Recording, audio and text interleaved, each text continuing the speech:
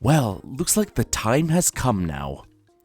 Hello lovelies, so this will actually be the first video game review for Gent's Gaming Hub, and which I hope to do more so in the future for other games that can immediately take my interest.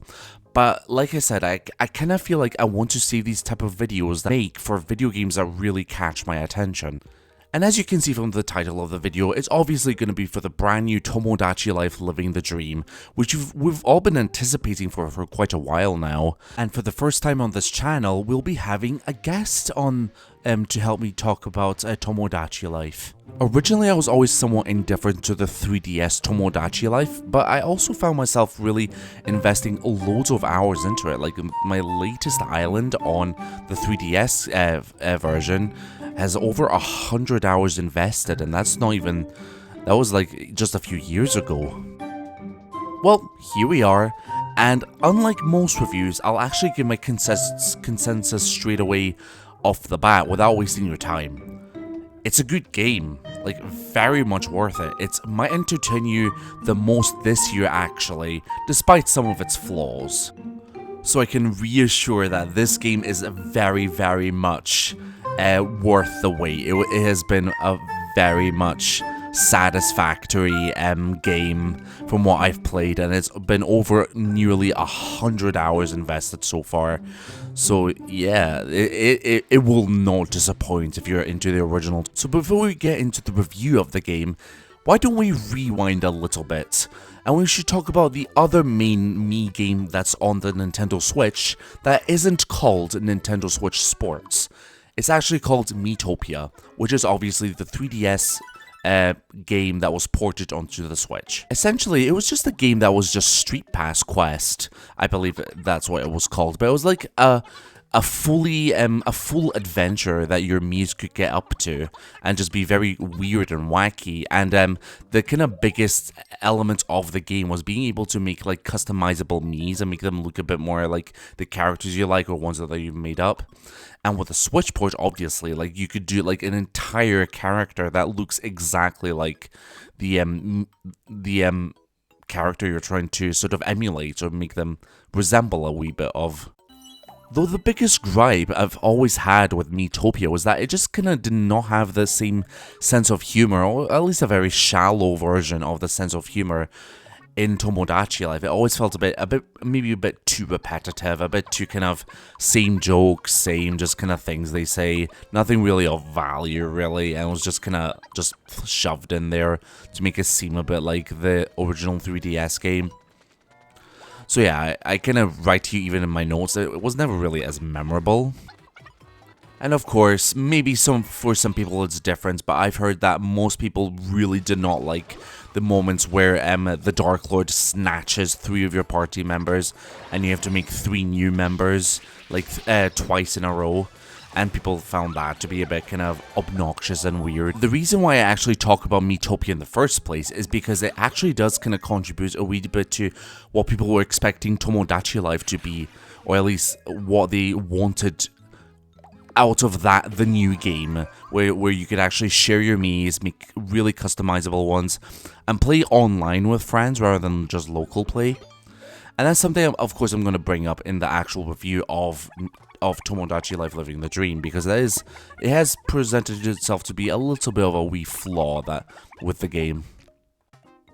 And soon, of course, we get the recent Nintendo Direct of Tomodachi Life Living the Dream, which hit like a dump truck, and people were just like crazy for the game, and especially when the demo dropped of Tomodachi Life, people were just really crazy for it, like ravenous for more Tomodachi Life content. Even I was like super into just making my, the Gent boy and making him look like the actual cat and all that. And it really excited me when I made that reaction to the Direct way back when. And yeah, so thus indeed it turned out to be exactly what I wanted and then some.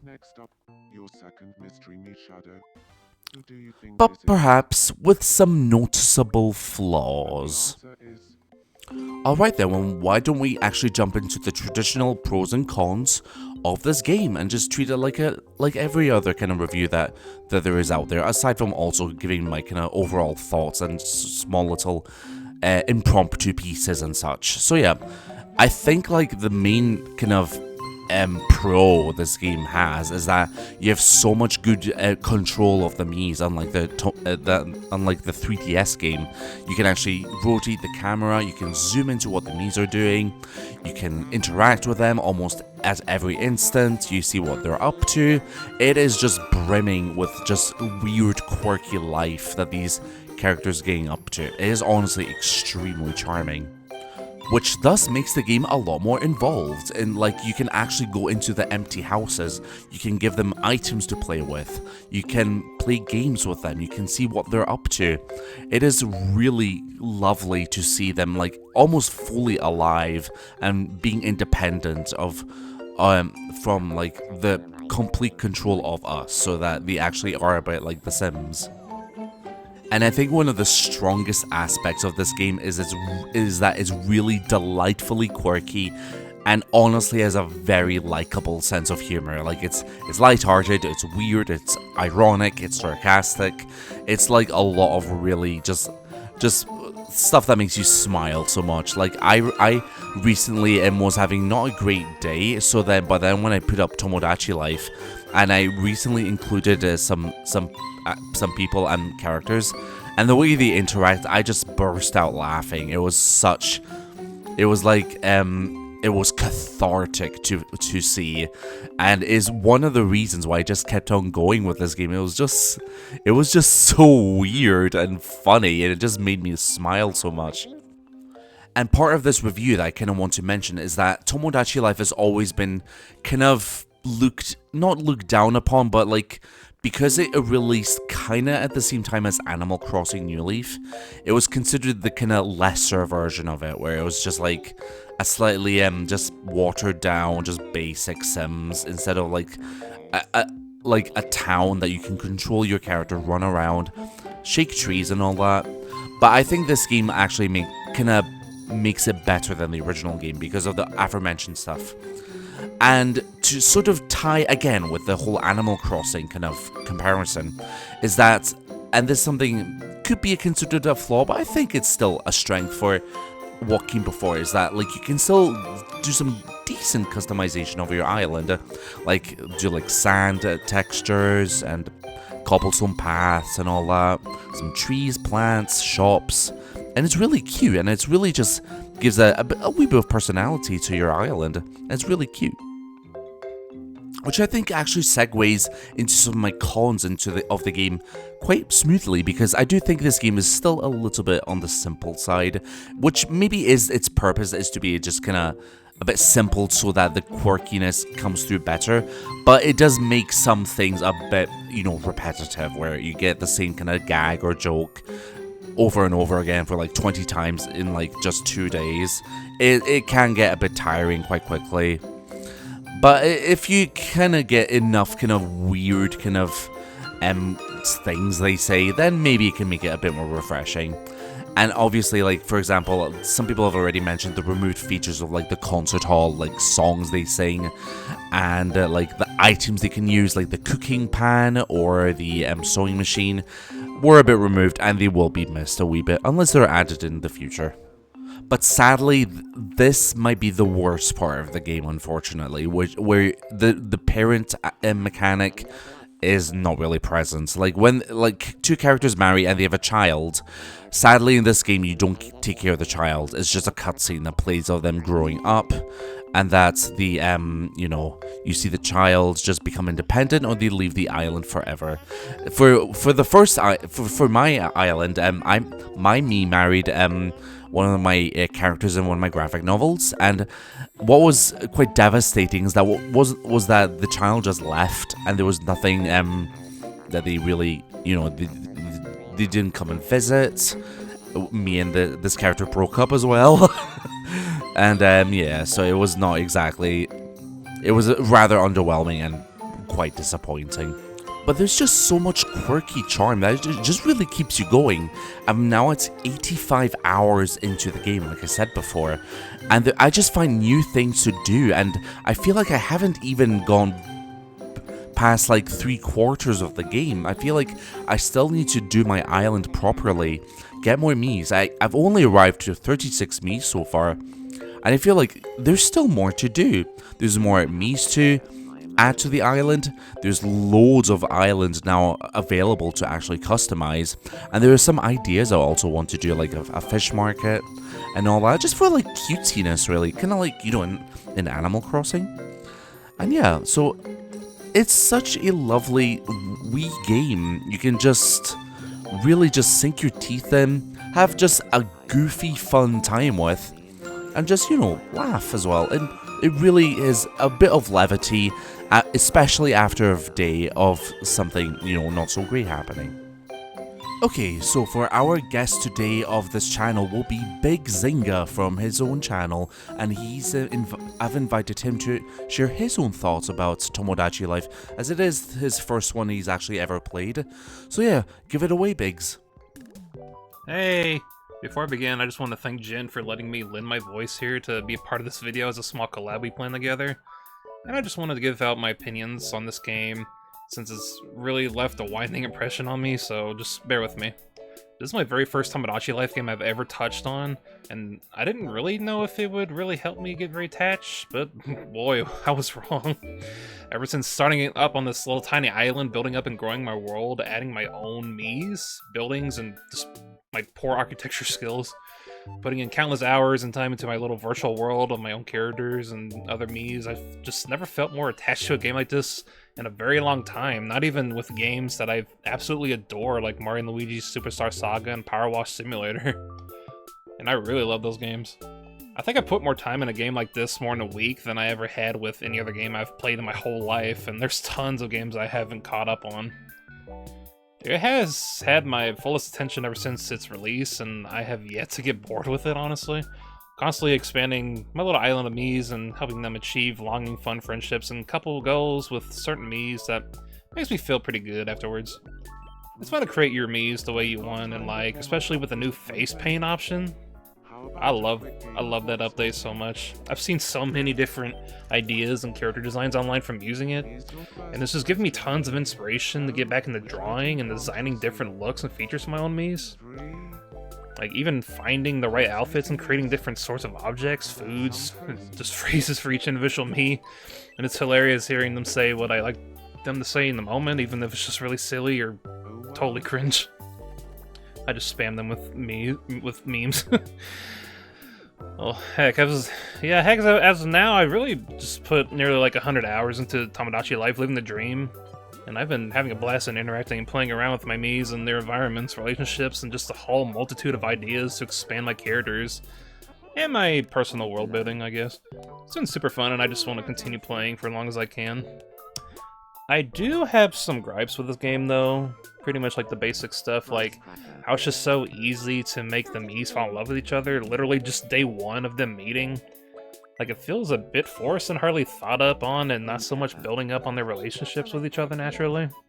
Also just trying to find a similar interest or topic they both like and just hope that they match up. I don't know, there's not much chemistry you can even add aside from trying to match similar interests to one Mii it has over the other and just forcing them to talk, which is the main gimmick after all, I guess. Another thing is that there's hardly any fights with any of the Miis, which is kind of weird, I guess. Even when some of them have different personality traits, and they still hit it off as like normal friends. I've only seen one fight the entire time I've been playing, like around 80-90 hours or so, along with one divorce, which is sad to see, but nothing much else to just make one or the other feel better by giving them food, a gift, or just having another Mii to help them calm down. And no, that's that. I don't know. I haven't seen that if both divorced Miis can even get back together, because my divorced Miis have not become friends after like a couple days. Or just at least being friends again.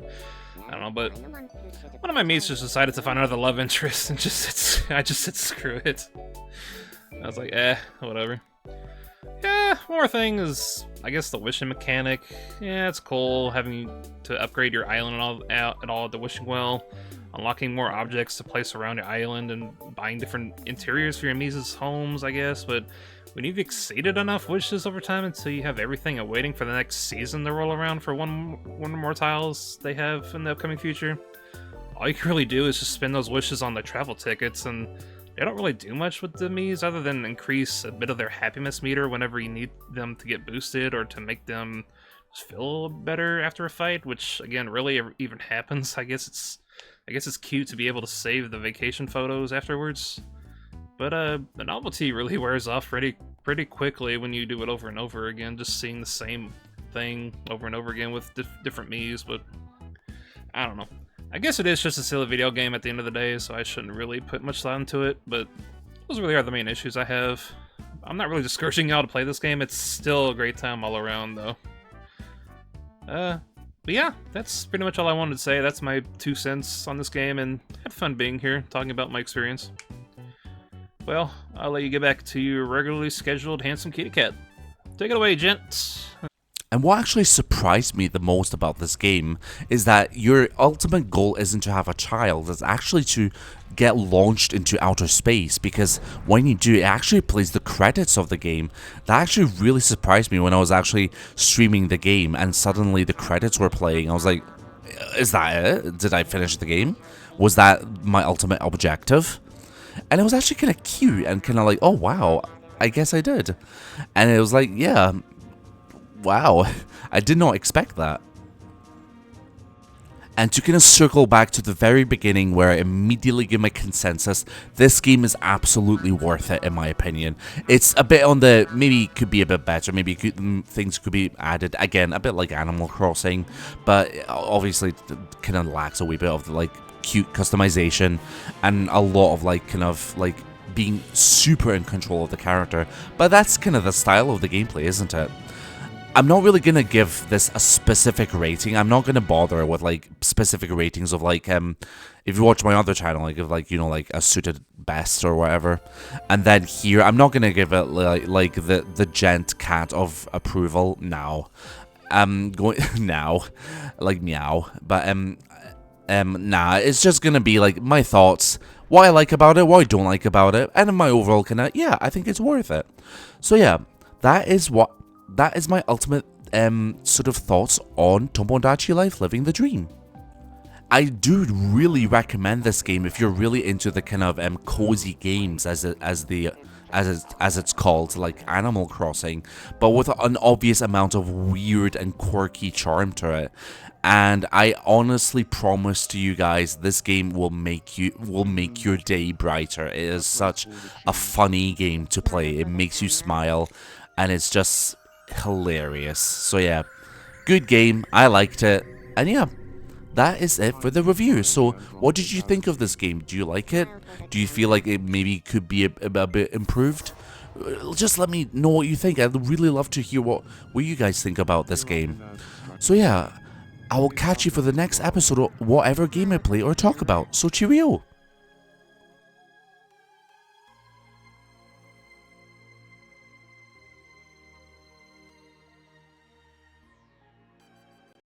Thank you so much for watching. Be sure to like and subscribe. If you want to watch more casual talks about video games I've played, I have a video journal series playlist up where I just simply do very casual kind of thoughts about video games like Earthbound.